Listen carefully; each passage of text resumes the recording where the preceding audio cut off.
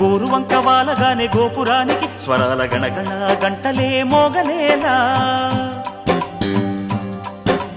గోపబాలుడొచ్చినాక గోకులానికి పెదాల కిలకిలా పువ్వులే పుట్టలేదా.